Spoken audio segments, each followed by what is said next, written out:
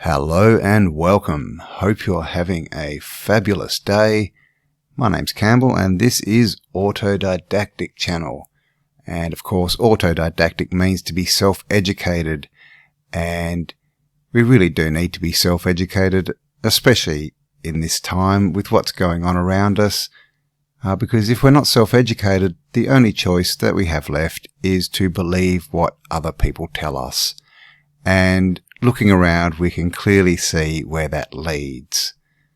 So, today I wanted to talk about history again, and about the year 536, which is touted as one of the worst years in history, and it looks like it may be, it may be, the year where the cataclysm happened, or the big reset that caused the mud flood that we're calling the mud flood. So let's jump in and have a look at what happened in the year 536 AD.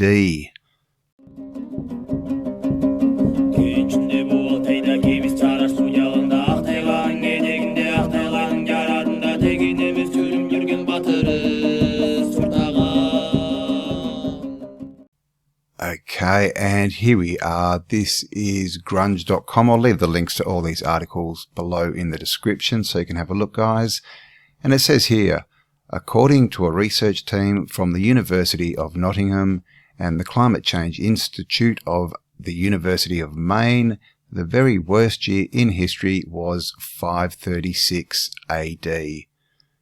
The doomed year kicked off with a devastating series of events, starting with a volcanic eruption that spewed so much ash into the air that the resulting temperature change led to mass crop failures and widespread starvation. It gets worse. According to National Geographic, there were 2 volcanoes that erupted in a short time, with 536 being the first.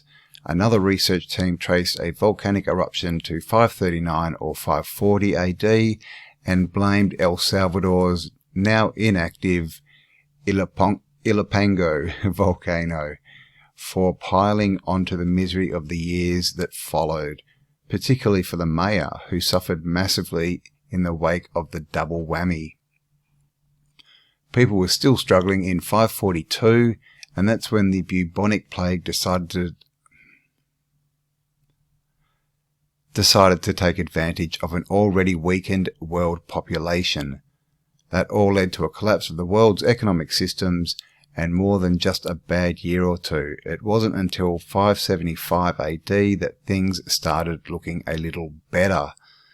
So there you go, we got like a 35-year period there, or a bit more, almost 40 years, where the world was pretty much in chaos, widespread starvation.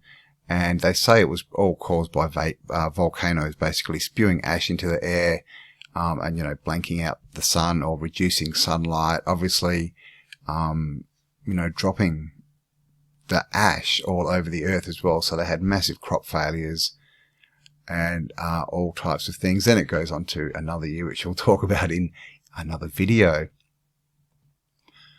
Here it says, this is Popular Mechanics. A foreboding cloud of black ash blocks out the sun from Europe to Asia. An outbreak of bubonic plague coincides with a piercing cold snap. Crops fail, starvation, darkness, and squalor abound. So that's a nice picture for us. And here's someone's interpretation of people just dying by the fountain. All of these conditions were pervasive throughout the Northern Hemisphere in the year 536 AD. The year was a tipping point in an era of unprecedented devastation. It was so bad that researchers are now labeling that year the worst time to be alive in the history of humankind. Or, as Harvard history professor Michael McCormick told Science, it was the beginning of one of the worst periods to be alive, if not the worst year. Although the origins of the black ashen cloud were previously a mystery, a new paper published in the journal Antiquities indicates that a massive volcanic eruption in Iceland triggered an 18 months darkness. 2 more eruptions in the years 540 and 547 would compound the cloud. So now we've got a 3rd volcano. So Iceland, South America, and Asia. So a bit of a triple whammy there. The ash blocked out the sun, ushering forth frigid temperatures that blighted crops, resulting in starvation, adding to the gloom. An outbreak of bubonic plague spread throughout Europe in the Eastern Roman Empire in 542 AD, killing droves and giving way to an economic downturn that lasted for 30 years.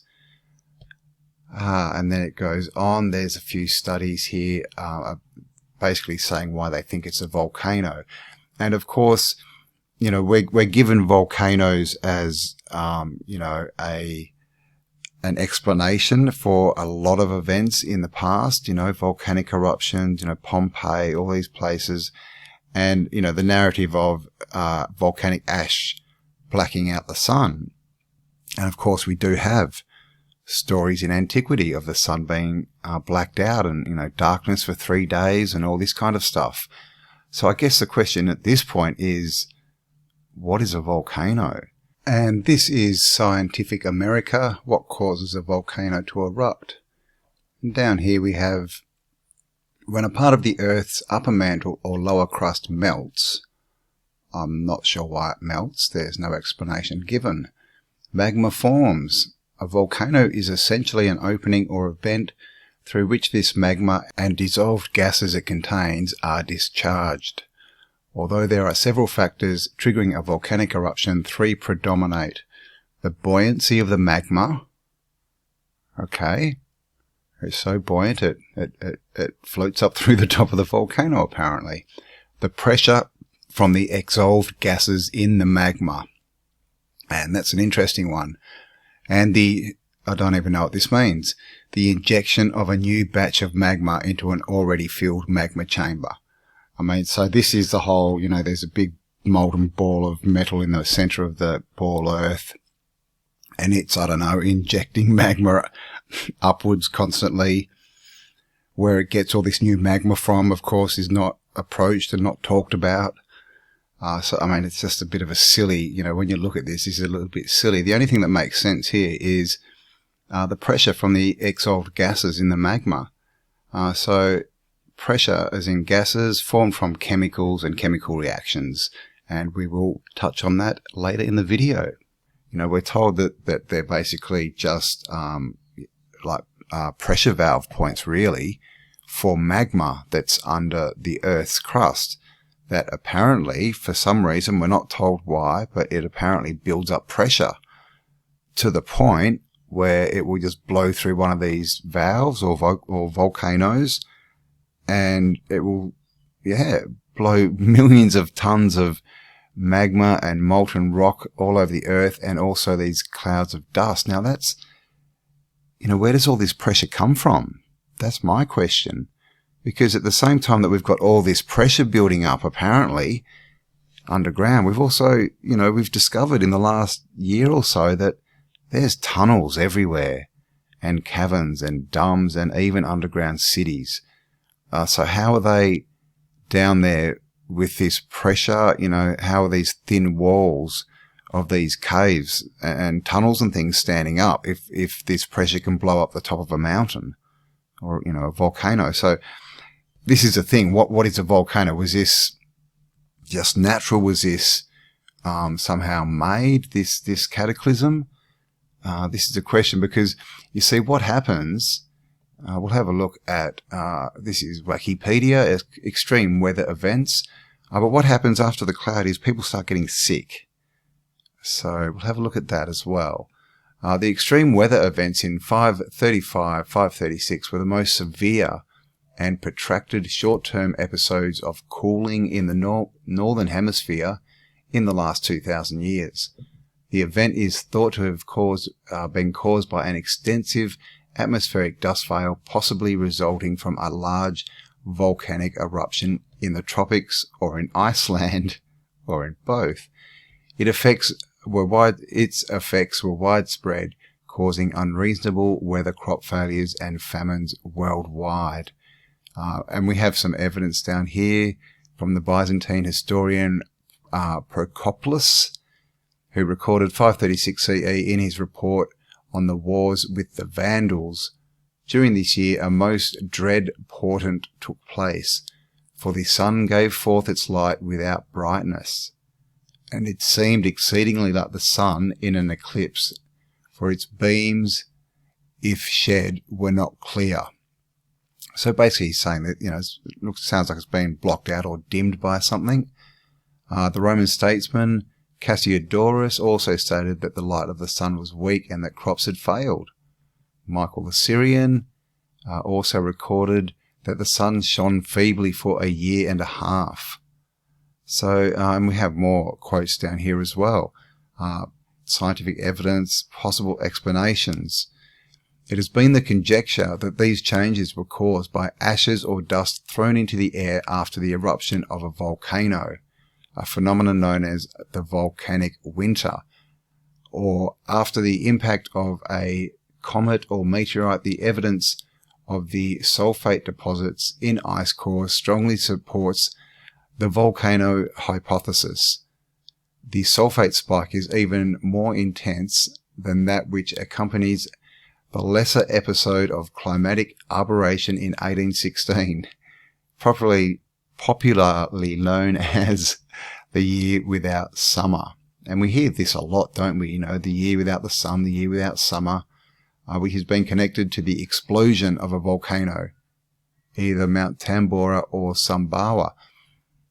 So, there's a few volcanoes that they're trying to point this to. So clearly they don't know exactly what the cause was. Now, we are looking, into history. It depends on what chronological timeline you go on. But yeah, probably around 1,500 years or so in the past. So, it would be hard. But what I want to point out at this point is this volcanic winter. We also have this narrative that came through very strongly in the 80s, which was nuclear winter, wasn't it? And we have this big narrative of, when there's a nuclear war, all this dust cloud will go up in the sky and it'll blank out the sun and we'll have a nuclear winter. Where did they get that idea from, do you think? And has this happened before? Because again, what are volcanoes? So these are spoil tips. This is a man-made mound or mountain, whatever you want to call it, and this is made from mining. So that's a spoil tip, and these things can get quite big. And just have a look at the top of that one. And what does this look like to you? Let's go here and let's put in volcano. Okay, look at this. And look at this. What do you think? Do we have any? It's not real. Spoil tips. See, because all these volcanoes as well, they have this shape of basically runoff, don't they? Because we're told it's all the lava has been running off them. So these are volcanoes with all these running lines that we see everywhere. Of course, this is them exploding. Here's another one. See how they're formed? Okay, and these are spoil tips. And we're told that these are different things. Here you can see how big they can get. This is obviously a city, and these are literally like little mountains. That's that same one again. Here we have another one that's a bit older. You can see this one's been really quite worn away. So this is the question, what are volcanoes? Because we get this story that, like I said, the magma coming from under the earth, all this kind of stuff, and then for some reason pressure builds up and boom, we get this, all this stuff coming out. So what's really going on here? Okay, this is a spoil tip, also called a bony pile, a culm bank, a gob pile, a waste tip or a bing, is a pile built of accumulated spoil waste material removed during mining. These waste materials are typically composed of shale, as well as smaller quantities of carboniferous sandstone and various other residues. Spoil tips are not formed of slag, but in some areas such as England and Wales, they are referred to as slag heaps. In Scotland, they call them bings. The term spoil is also used to refer to material removed when digging a foundation, tunnel, or other excavation. Such material may be ordinary soil or rocks, or may be heavily contaminated with chemical waste. Determining how it may be disposed of, clean spoil may be used for land reclamation. So basically, here, so such materials may be ordinarily soil and rocks, or may be heavily contaminated with chemical waste. Now, the etymology for spoil tip, the phrase originates from the French word espolier, a verb conveying the meaning to seize by violence, to plunder, to take by force. So again, what really are volcanoes? Here again, come on, buffer. These are spoil tips, but we could be told that they were volcanoes. I mean, that's what they look like, right? Another one, that's a long one. I mean, that's starting to look a bit like a mountain range, isn't it? You know, so you can imagine if things were bigger and people were bigger, then these would be bigger too. And what do we see across the landscape? So, down here it says, environmental effects. Spoil tips sometimes increased to millions of tons and, having been abandoned, remain as huge piles today. They trap solar heat, making it difficult, although not impossible, for vegetation to take root. This encourages erosion and creates dangerous, unstable slopes. Existing techniques for regenerating spoil tips include the use of geotextiles, to stop soil erosion. So basically they are an environmental problem. The piles also create acid rock drainage, which pollutes streams and rivers. Environmental problems have included surface runoff of silt and leaching of noxious chemical compounds from spoil banks exposed to weathering. And they're all exposed to weather. Hello. These cause contamination of groundwater and other problems. Okay, so in the United States, the current state of federal mining regulations requires that the earth material from excavations be removed in such a fashion that they can be replaced after the mining operations cease in a process called mine reclamation. So now they want to dig the holes out and fill them back in. But the problem is that when you dig up soil, you release acids. And also this bit here says, as some spoil tips resulting from industries such as coal or shale production, the waste can contain a relatively high proportion of hydrocarbons or even coal dust. And this may result, which can be followed by surface fires. Well, that doesn't make sense, but yeah, high proportion of hydrocarbons, and this may result by surface fires in some coal mining districts. Such fires were considered normal and no attempt was made to extinguish them. So these things can also start fires. So what would happen if one of these exploded? Such fires can follow slow combustion and residual hydrocarbons. Their extinction can require complete encasement, which can prove impossible for technical and financial reasons. Sprinkling is generally ineffective and injecting water under pressure counterproductive because it carries oxygen, bringing the risk of explosion. The perceived weak environmental and public health effects of these fires leads generally to waiting for their natural extinction, which can take a number of decades. So there you go. These things catch on fire. So what would happen if you had a really big one of these that had been burning, had been burning on the coal inside it, smouldering away, and then it hits a pocket of chemicals, which we know are in the soil. would that maybe result in a big explosion?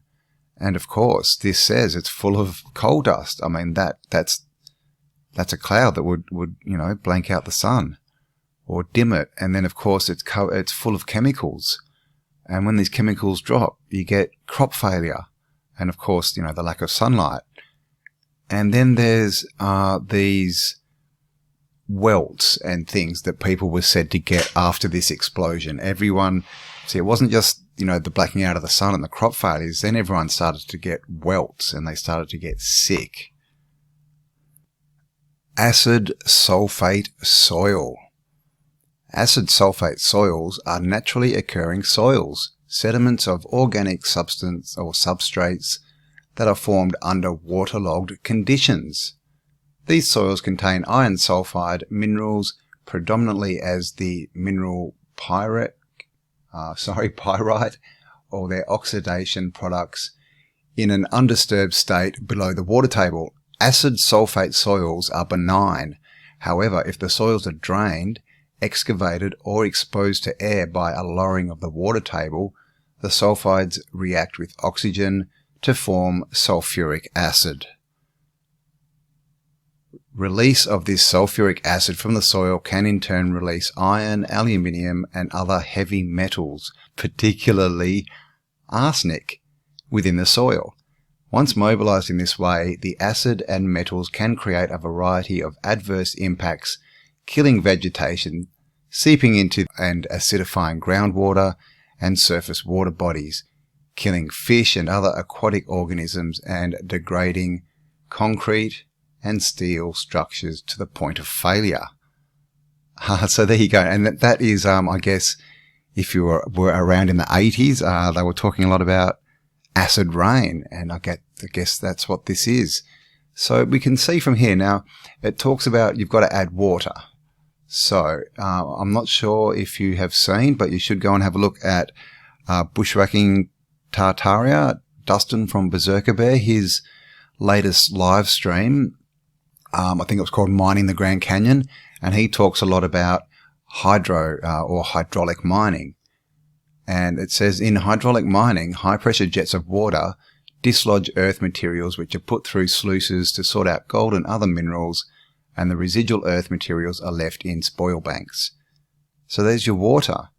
And have a look at that as well, because he also mentions a bit about these, they use water cannons for the mining, and he sort of says, is there a link? Are these actual cannons? Because when you look at these hydraulic cannons, they look like normal cannons, and of course we're all wondering what cannons are, right? But that's for another video. On this video, we're wondering what volcanoes are.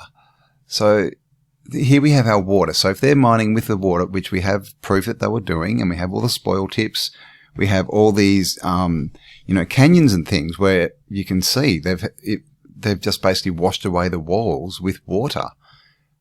So they've added water, and that's released sulfuric acid. Okay, it's reacted with the air. It then gets put into a spoil tip, which is then basically a big active chemical pile. This pile of earth that's releasing all these chemicals. And so what happens if you keep doing that for a long, long time, build up a massive mountain? Is it possible that combustion could happen inside there and could build up and at some point just go boom? And of course, when that happened, you would have all this stuff. They say it's mainly made up of shale and bits of rock and that, and that's what we see come out of volcanoes, right? So, I don't know. What do you think? How hot could it get in there? Because like I said, the story about magma under the earth, the whole pressure thing is what I'm questioning. How does this amount of pressure build up? Because these are massive explosions we're talking about. And then, of course, with all the underground tunnels, cities and everything, how does that all interface? How does that all work in a system? Volcanoes, just massive spoil tips that have exploded, and they're basically chemical reactions, chemical explosions. Puts all this stuff up into the air, blacks out the sun, drops chemicals like arsenic and sulfuric acid on the ground. kills plants, kills fish, aquatic organisms, even degrades concrete and steel. And this could be another point of a lot of these half, how we see a lot of old world buildings that are in perfect condition and other ones that are, almost completely destroyed. So is this part of that? And of course the whole fire thing. These things can send up carbon dust. That stuff can catch fire. Is this maybe how they were starting fires as well? I think that it just seems like there's a big connection here. Arsenic poisoning. Arsenic poisoning is a medical condition that occurs due to elevated levels of arsenic in the body. If arsenic poisoning occurs over a period of time, symptoms may include vomiting, abdominal pain, encephalopathy, and watery diarrhea that contains blood. Long-term exposure can result in the thickening of the skin, making it darker, abdominal pains, diarrhea, heart disease, numbness, and cancer.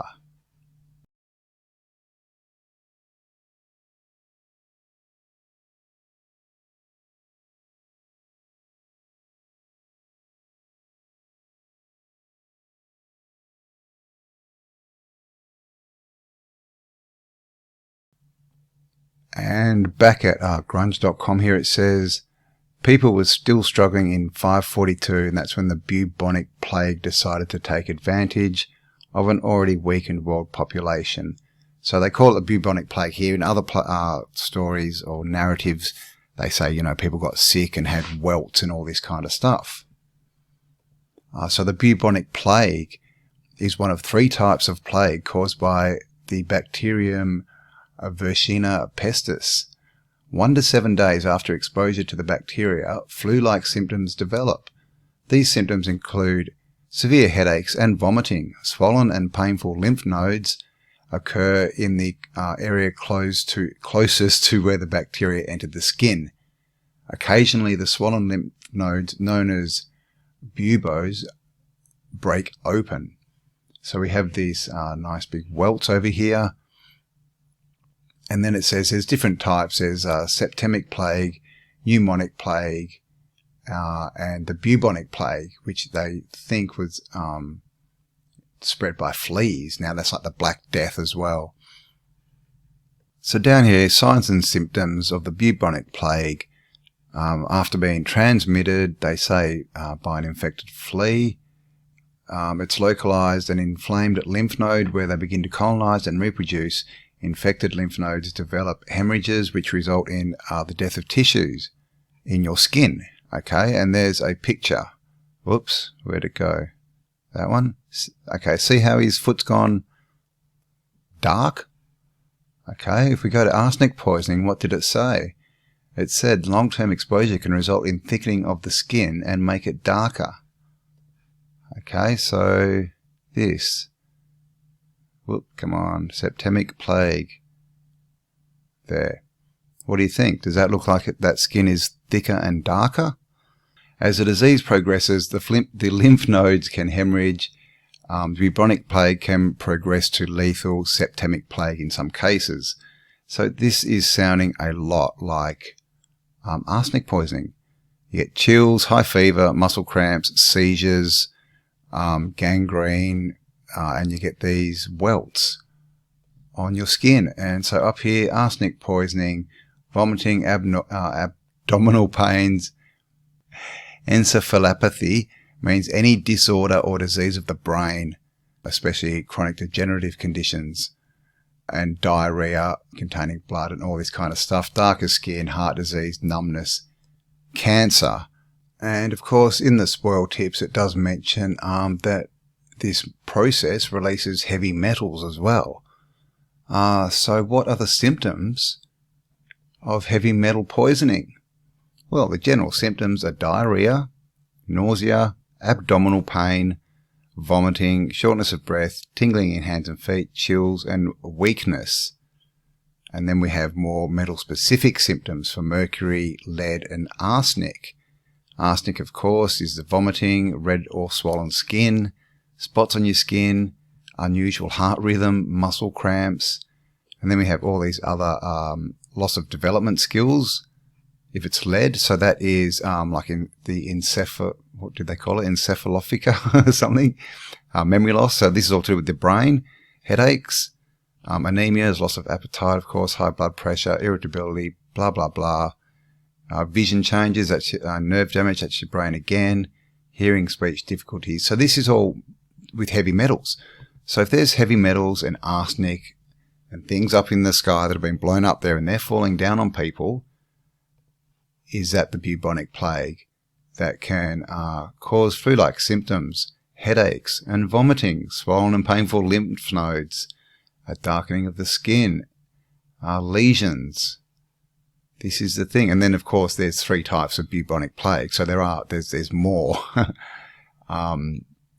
There's more symptoms than just that. But this is the thing. When you look into all this, that they seem, fairly similar, don't they? Vomiting, abdominal pain, diarrhea, problems with mental faculties, and then heavy metals again, diarrhea, nausea, abdominal pain, vomiting. It's all the same thing. So this is the question, guys. And let me know, please leave me a comment. And of course, if you haven't subscribed already, please subscribe and share this content out so we can get this information out, because of course YouTube are not helping. And give me a like as well. And you'll also find I do have a few other channels, so all the links to that are in the description. And if you do want to support this work, I would definitely appreciate it. And there are links in the description as well if you want to help me out that way. So back to 536 AD. So this is what we're told.